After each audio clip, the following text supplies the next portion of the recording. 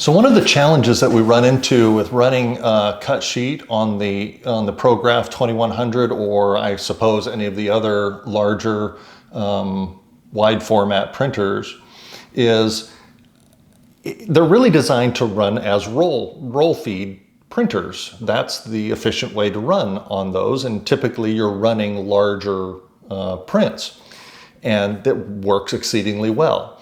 But when you need to run cut sheet for some project like what we're doing, it's a little tedious and it's a little difficult because of the way that you have to put it in and monkey around with getting it lined up. So having done some of these, I decided that it was necessary to create what I'm going to call an in-feed table. So I'm going to show you what I've done to make this table. I'm not going to go through the construction process, but I'm going to show you what I've got, and we're going to see how this works and how it really helps in the production side of doing things. This is the imagePROGRAF Pro 2100. It's a 24-inch wide format roll fed printer.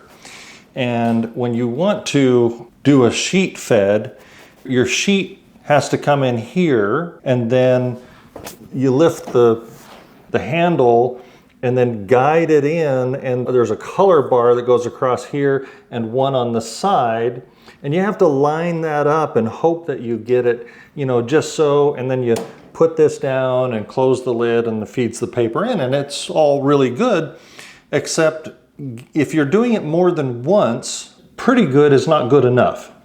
So you have to have it in a situation where it's going to be repeatable. So this is what I did. I built a small table that just simply rolls into place. It's cut out for the shape of the printer, and it has a side stop here, and we'll just very carefully roll this into place, hold it there, and lock in the wheels. And this will line up with the side mark for the printer. And what we'll do is be able to put the paper on just like we normally would, but then be able to repeat that over and over again and have everything in exactly the same place. Be very careful that you keep the edge of the table back from any mechanical things, including the cutting bar here that goes across. You want to be very, very careful that you don't obstruct anything. This is a very expensive piece of machinery and you don't want to mess it up. I'm going to set up one page, mark it with the tape on the table, and then we'll be able to repeat this over and over again. So here goes.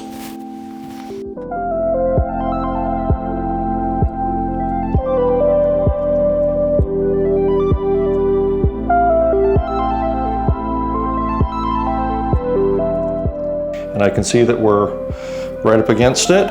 Everything looks good in here. And so now when I put the next page in, I'll put it in up against here and just simply up against this, up against the edge of the tape, and we'll be in exactly the same position.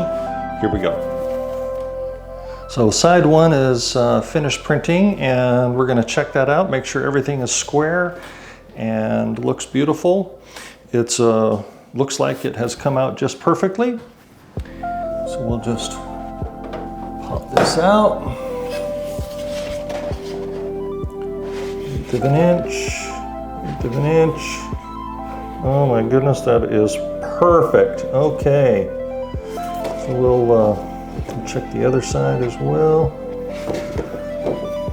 Nice and square, just what we want. Okay, so we've sent it to the printer to do the second side.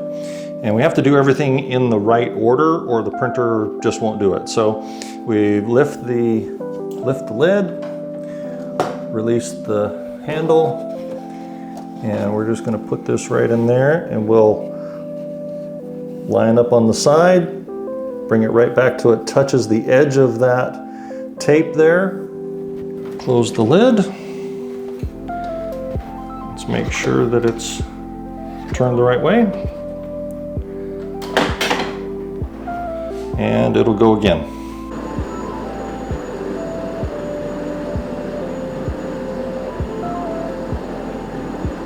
This is going to make the sheet fed process on this printer so much easier now that I've got this in-feed table.